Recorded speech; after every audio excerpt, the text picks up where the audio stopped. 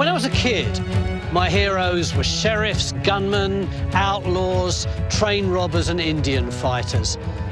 I was obsessed by cowboy films and TV shows, but though they gave me a lifelong love of the West, they didn't really tell me anything about it. It's a time and place I've always wanted to explore. And now, with the help of an archive of long-lost images, I'm going to do just that. These are genuine 3D photographs of real cowboys and Indians. Most have never been seen on television before. They capture amazing moments too, like Jesse James dead in his coffin, and General Custer patrolling the wilderness and killing a grizzly bear. With these as my guide, I'm going to uncover the real West. So I'll learn how Butch and Sundance held up their first trains, experience the firepower of the US cavalry, and meet the real cowboys and cowgirls. I'll also try and discover how much of the Old West is still out there.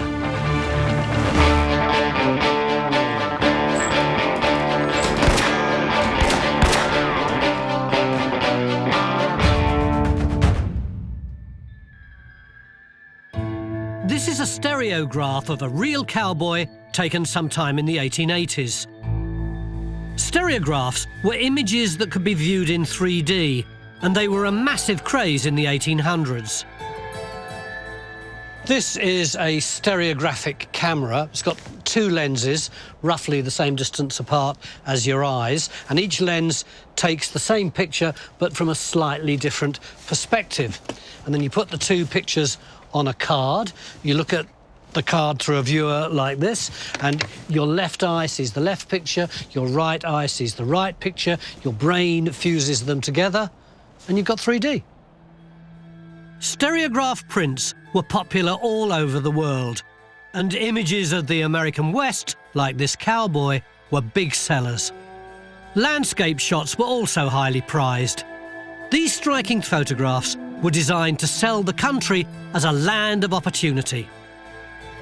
But behind the sales pitch, other photographers were capturing a different story.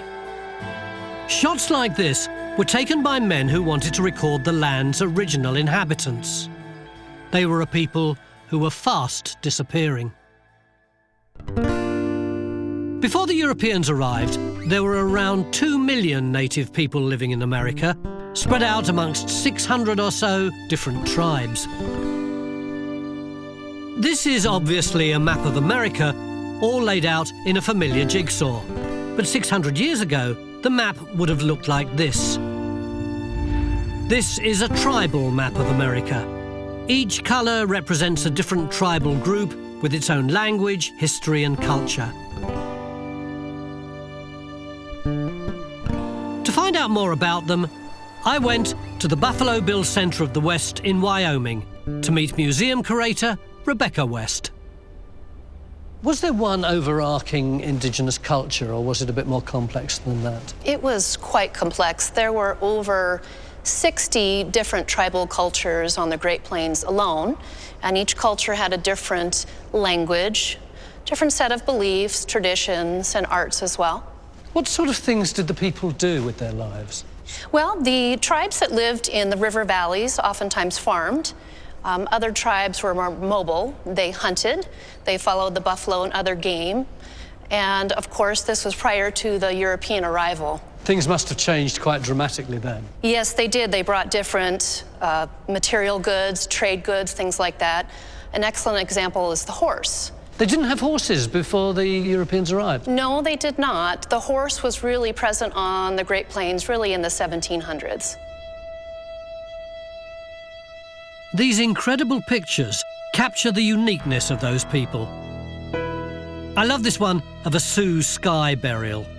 The bodies were placed on platforms and exposed to the elements. The idea was that no trace of them would be left behind. Which is ironic, because as a people, the Sioux have left behind a huge legacy, and it's their story that I want to focus on. The Sioux lived on the Great Plains, the vast flat prairies that carpeted the centre of the country.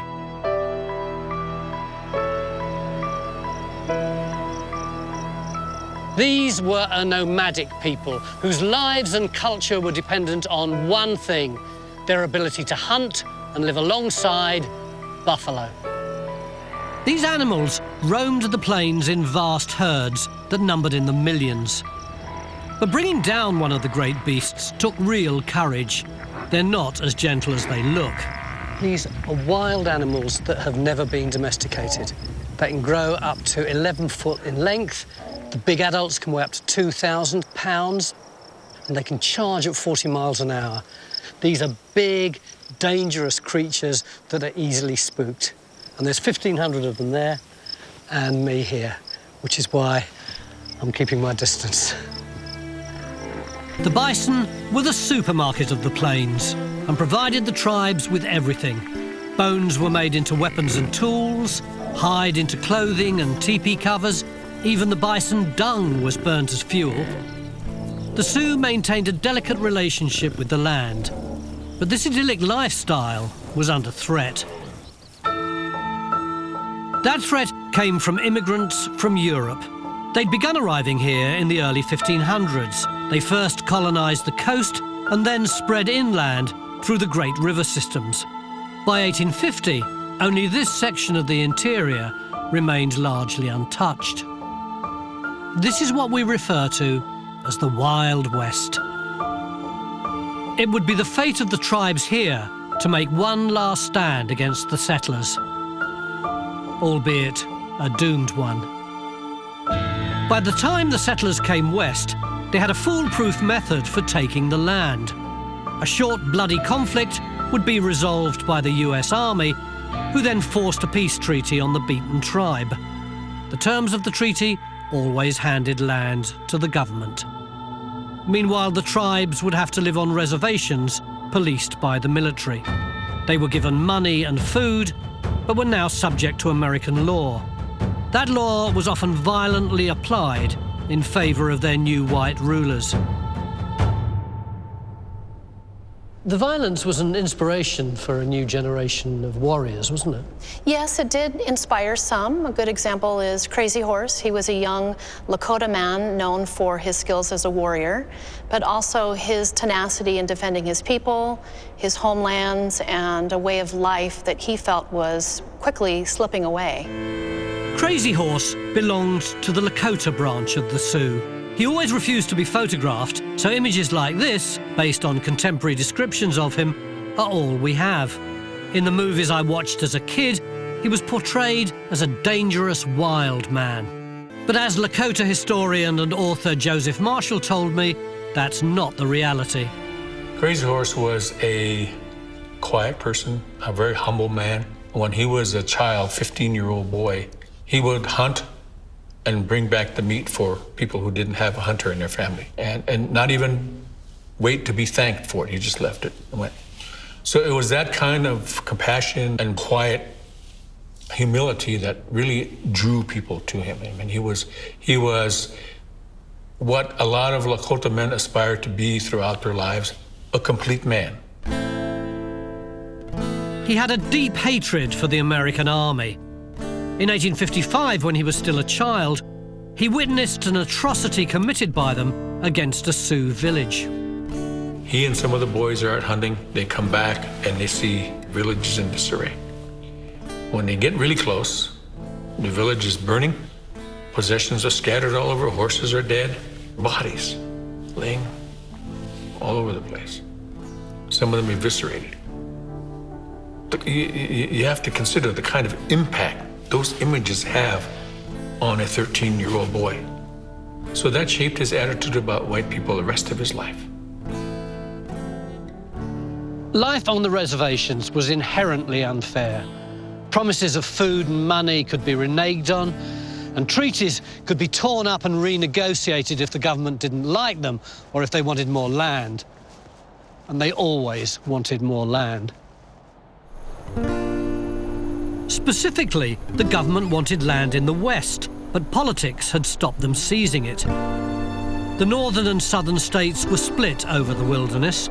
The north wanted to open it up and encourage new farms and settlements here. The south disagreed. Their economy was based on agriculture, and they didn't want any new competition on their doorstep. So a stalemate developed, one which was only broken when the two sides went to war in 1861.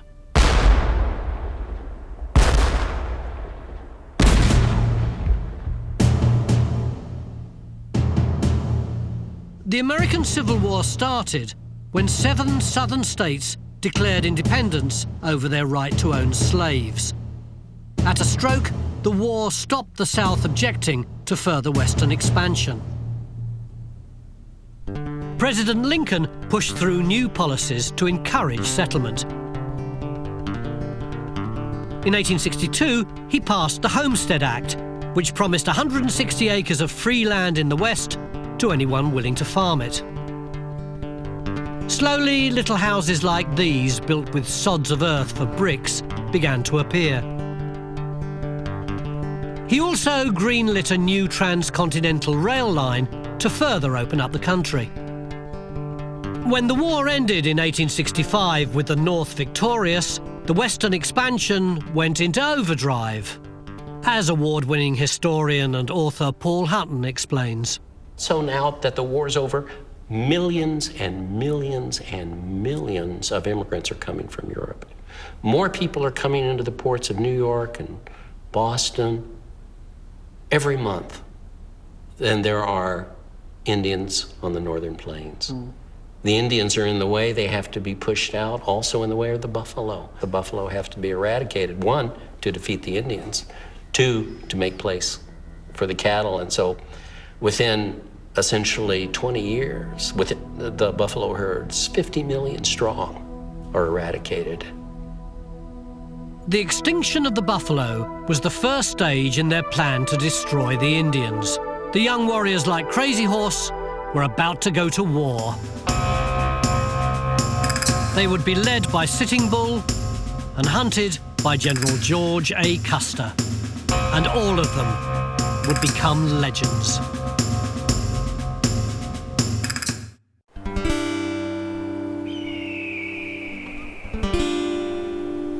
In 1865, the end of the Civil War saw the start of another mass migration west, this time mostly concentrating on the area we call the Great Plains, covering present-day Montana, Dakota, and here in Wyoming. Some of those people travelling west began to trespass on Indian territory, lighting the fuse on a dispute which would define the future of these lands. The trespassers were directed through the tribal areas by an illegal route called the Bozeman Trail. Thousands used it as a shortcut to a new gold rush in Montana. The Sioux would attack the trespassers, which prompted the army to build a line of forts to protect their people. This incensed the tribes so much that it united the Northern Cheyenne, the Sioux, and the Arapaho under the leadership of the charismatic Oglala Sioux chief, Red Cloud. Red Cloud was supported by the likes of Crazy Horse and other young warriors. Together, they waged a 2-year-long war. It culminated in a devastating fight against an army group led by this man, Captain William Fetterman. The clash would be a defining moment, as historian Tom Hatch explains. Well, William Fetterman was a captain in the Army, and he had that attitude that most Army officers had at that time. He claimed that with 80 men, he could ride through the entire Sioux Nation. Fetterman one day left the fort and foolishly attacked a group of Sioux Indians and rode into an ambush. It was Red Cloud's greatest victory. Fetterman and his 80-strong troop were slaughtered, and the Sioux were now in control of the territory. Chief Red Cloud basically shut down the Bozeman Trail. The soldiers were held hostage in their forts, and it was the only time in the history of the United States of America that an Indian tribe was able to negotiate a treaty when they won the battle, the war. And they negotiated the Fort Laramie Treaty of 1868. The United States government acknowledged that half of South Dakota, including the sacred Black Hills, now belonged to the Sioux. It promised its people would never trespass there again. Then two things happened which made them break that promise within 5 years. The first was a financial crisis called the Panic, which hit the American economy in 1873 when the costs and debts of the Civil War hit home. The second was the realization that there might be a way out of that crisis, a God-given financial stimulus package right here in the sacred Black Hills. General George Custer had led an expedition which confirmed there was gold in South Dakota. It wasn't the first time he'd come riding to the nation's rescue. He was instrumental, of course, in saving the Union, freeing the slaves. Long golden locks. He saw himself as a cavalier. He loved war. War had made him what he was, which was a 2-star general, a major general at the age of 25. And he was always driven by glory. He wanted to succeed. He was a poor boy. He had risen through his ability to fight. He's a warrior. After the war, he was given command of the 7th Cavalry Unit and ordered west. When Custer arrived on the plains, he swapped his uniform for buckskin. He won his first major encounter against the Cheyenne in 1868 and began building a reputation as an accomplished Indian fighter. That reputation would see him selected for an important mission. The geography of South Dakota led people to believe that there might be gold in their hills. But in order to establish whether or not that was the case, the government wanted to mount an illegal expedition, although if they did so, they knew they would antagonize the Sioux, who certainly wouldn't take that lying down. What the government needed was an aggressive, forthright general who could lead the campaign, someone who already had a track record with the Indians. That someone was Custer. In July 1874, he left with a 1,000-strong force, one that came with an early American example of shock and awe, as firearms expert Gary Harper explains. This scary little beauty is an original Gatling gun. It was made in 1874, so it was something like this that Custer took west with him, yeah? Yes, there were 2 of them in their train he had available to him at any time he wanted to use them. How does it work? What does it do? Well, it's a 10-barreled weapon. You have 10 barrels, 10 bolts, 10 firing pins, rotary fired. Each stage of where they're at is loading, firing, ejecting around. You can do this at a rate of fire of up to 400, 500, 600 rounds a minute. Actual deliverable rate is closer to 400. But it's sort of fixed, isn't it? Why doesn't it just fire its bullets all at exactly the same target? Well, it's fixed for accuracy. You start firing at a mile away. But you have this oscillating device in the back that you can turn on. That when the gunner's turning the crank, it'll oscillate the gun just a little bit from side to side. But at 500 yards, it's covering a width of 60 feet, the width of an attacking company. Would you like to shoot it yourself? Would I just, yeah. Have a seat there. I'll get a magazine. What, strap it like this? Yes. Do I put this on? Yes, put your eye protection on. Yep. Yep, there we go. And you're all set to go.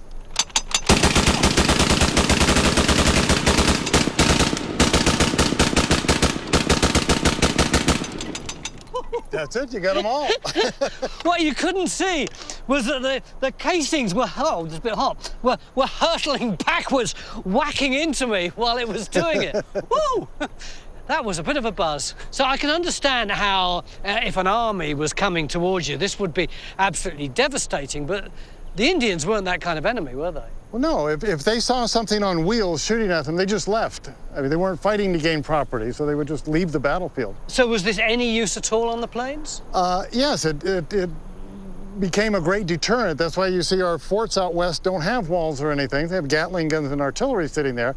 The Indians pretty much left them alone the entire time. So it was a bit like something out of the Cold War? Very much like that. As well as big guns, Custer took with him the latest in 3D camera technology. This is a photograph of the full expedition party. It was taken by this man, William Illingworth, born in Leeds, England, who was the official expedition photographer. His images are incredibly important. They captured the landscape just before it was lost to progress, and they helped to immortalise Custer. Illingworth was hired to sell the riches of South Dakota to the American people. Not that they needed much encouragement once word got out about the gold there. Within a year of Custer's expedition, there were over 1,500 miners illegally prospecting on Sioux land. The Sioux were outraged, but this time Red Cloud refused to fight. He believed conflict would spell catastrophe for his people, so resistance would centre around a new leader. I'm at the Custer Battlefield Museum in Garryo in Montana, which is right by the Little Bighorn River. As you can see, they've got lots of really beautiful memorabilia, including this. It's an eagle feather war bonnet.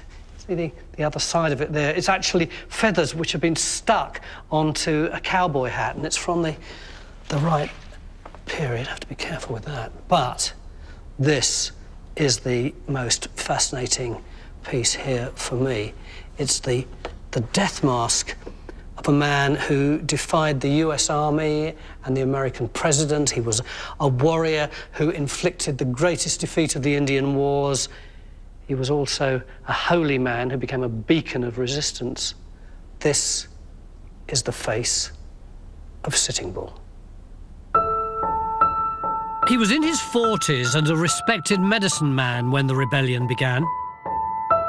Sitting Bull believed that the tribes had to keep the sacred Black Hills at all costs. They had to force the miners and settlers out and refuse any new treaty with the government. He also warned his people not to move onto reservations. Someone who would have sympathised with that stance was General Custer. Custer once wrote that if he were an Indian, he would join those who adhered to the free life on the plains rather than go on the reservation, of course, and take the government dole. Custer's not an Indian hater, but he's an Indian fighter. And he's an Indian fighter because they're the only people to fight. Sitting Bull continued to attack the illegal mining camps. His actions made him a beacon for anti-American feeling and opposition. From January 1876 right through to the late spring, people joined his resistance.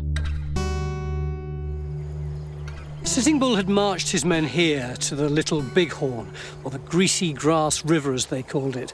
They'd got around about 8,000 horses to feed, and the pastures here provided lovely, thick, healthy grazing. The camp was one of the biggest ever seen on the plains. Traditionally, tribes scattered when threatened, but people began to believe they had safety in numbers. Surely, no one would dare attack them.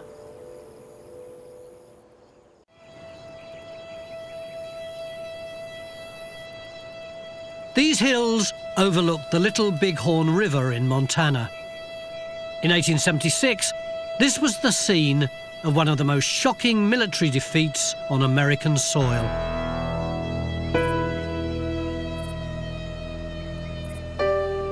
There are ghosts there, there are spirits there. I've been there late at night. The wind blows through the trees, the cottonwoods down on the Little Bighorn. You just feel it. I mean, you get a shiver. You get a shiver up your spine. It's one of the most beautiful and horrific spots in all the American West. And you feel the sense of, Custer the Cavalier, in his buckskins making his last stand. And the Indians making their last stand too, because Custer's defeat is their greatest victory, but also, of course, is their death knell.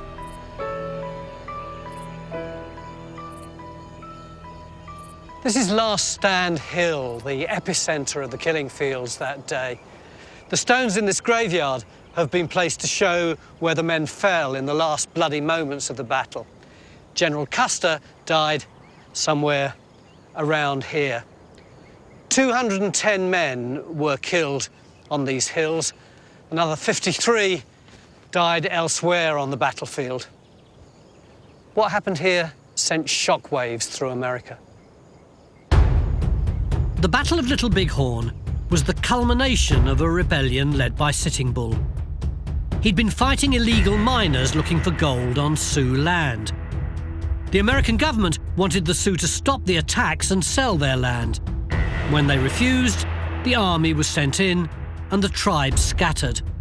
Most of them gathered around Sitting Bull, who had established a village near the Little Bighorn River. The army knew that the Sioux would be somewhere in this area grazing their ponies, so from their bases hundreds of miles away, they hatched a plan to capture them. 3 separate forces would approach the grazing lands from different directions. One left from Montana, one from Wyoming, and a third force left North Dakota, accompanied by Custer and his 7th Cavalry. The aim was to find the tribes somewhere between them. It more or less worked. They were chasing a large group of Indians, but were confident of success because the cavalry saw themselves as an elite group. But were they really? There were 12 languages spoken in that regiment of 650 men. So there's a little bit of confusion. Sometimes the army didn't have enough money so that the soldiers could practice with their weapons to become proficient at it. In many instances, the first time that some of those soldiers ever got on a horse was when they joined the army. And because they were small in stature, they were assigned to the cavalry. So in comparison, our guys, our men, our warriors, one-on-one, far surpassed any of theirs. The military weren't helped by the decision to leave behind their Gatling guns. They thought they'd slow down the pursuit of an enemy they believed would always run. And anyway, they weren't expecting the tribes to be packing much in the way of firepower. But they were wrong about that too. In the 1980s, an archaeological survey of the battleground revealed the different types of bullets used that day. After discarding these littler shells, which were used in the troopers' Colt pistols, and the bigger ones, which were used in their Springfield carbines, there were still 43 different kinds of ordnance found, which were being fired by the Indians, from 50-year-old muzzle loaders through to the latest Winchester repeating rifles, which could fire 17 times without being reloaded, so much faster than the cavalry. And also, of course, they had to contend with all the arrows. If just half of the 2,000 Braves had fired 10 arrows each, that would be 40 arrows for each of Custer's men. They didn't stand a chance. Sitting Bull had also given his warriors self-belief, courtesy of a vision.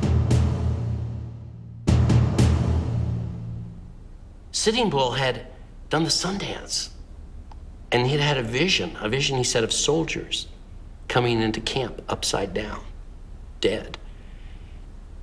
Now, I don't believe in anything, and maybe I believe in everything, but there's some serious mojo going on that day, and everything that can go wrong for Custer goes wrong. He was sent ahead to scout for the enemy. Custer was to meet up with General Terry's column coming down from the north, but it didn't matter because Custer pushed ahead. He got there early.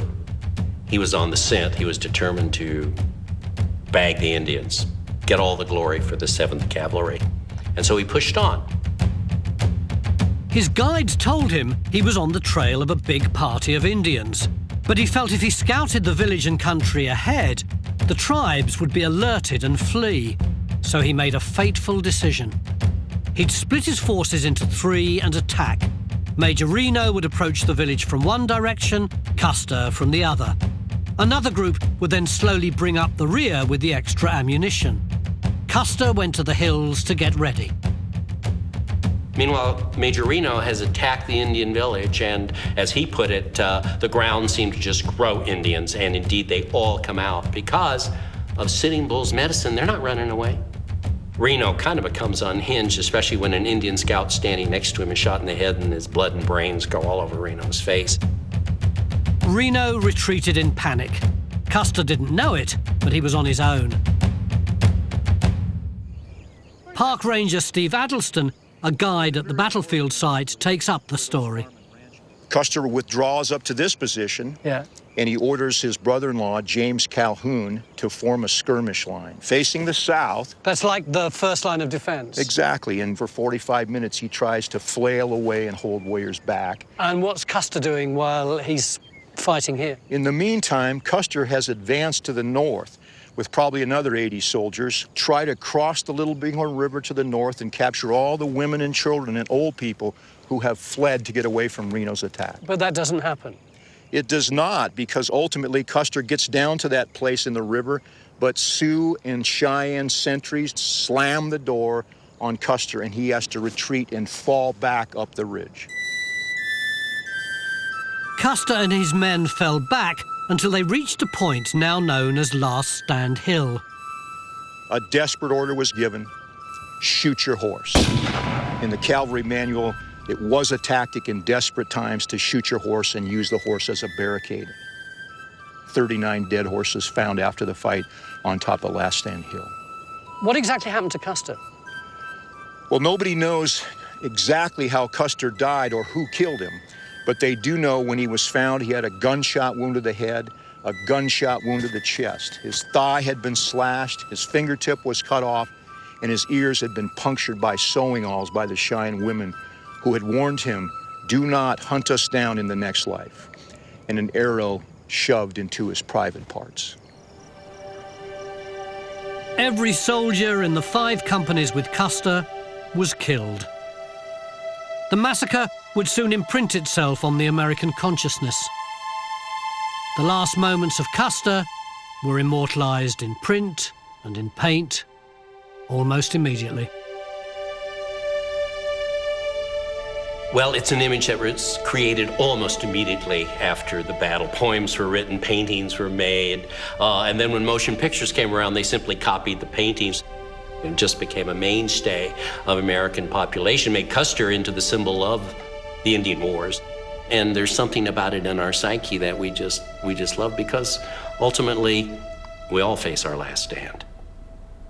And do you face it standing up, facing the enemy, looking them in the eye? That we all, I guess, want to go down like Custer.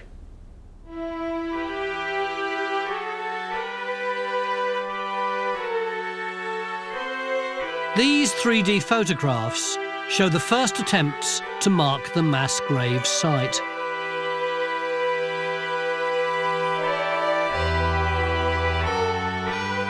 They even sold photographs of the bones of the dead horses on Last Stand Hill.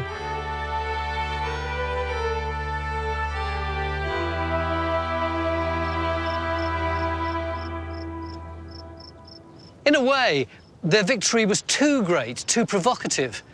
The army had been humiliated, and from then on they flooded this area with more soldiers, more armaments. It was the beginning of the end of the Sioux and the Cheyenne as a free, independent people. For them, Little Bighorn was a last stand too.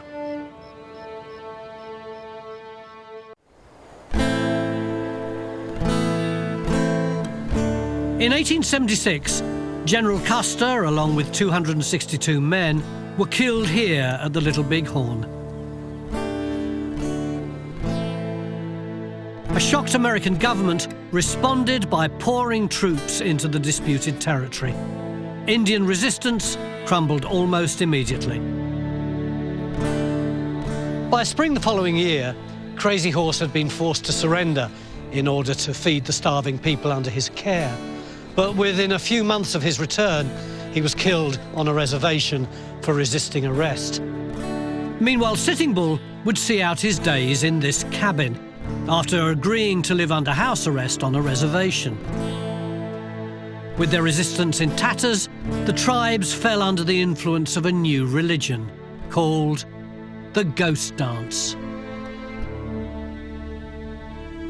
The whole crux of the ghost dance was to dance and to pray to our ancestors. And that would help bring the world back to the way it was before white people came. All the buffalo would come back, the dead relatives would live again. And I mean, after, decades of fighting and now being on reservations, living on starvation rations, being under the control of whites, when that kind of hope is dangled, people latched onto it. When the authorities heard that some of the tribes were praying to bring back the world the way it was, they panicked. Their first knee-jerk response was to arrest Sitting Bull, but it was botched and he was killed. With the great chief dead, many people fled the reservations in terror. On December the 28th, 1890, a detachment of the 7th Cavalry, the same regiment that had fought under Custer at Little Bighorn, was sent to bring in a chief called Bigfoot and his followers. When they found them, Bigfoot had contracted pneumonia and his followers were in need of food and shelter. So the cavalry set about escorting the 120 men and 230 women and children in the party back to the reservation lands. Halfway home, they stopped and made camp here at Wounded Knee. If Custer's Last Stand is a tale of romance and glory for both sides, Wounded Knee is essentially a tale of murder. It was snowing, and the tribes camped overnight in this hollow. They were surrounded by riflemen and by Hotchkiss guns, deadly repeating cannon. In the morning, Colonel James Forsyth, a contemporary of Custer's, ordered a weapons search. Several searches were done, and the commander apparently was not satisfied with the amount of weapons that were found. He thought that there were more, so he became nervous. And then the soldiers got more and more aggressive, more and more assertive, and women were crying out to their men who were standing off to one side because the men had been gathered by the commander. No one's quite sure what happened next, but one thing is clear. Someone somewhere fired a gun, and all hell broke loose.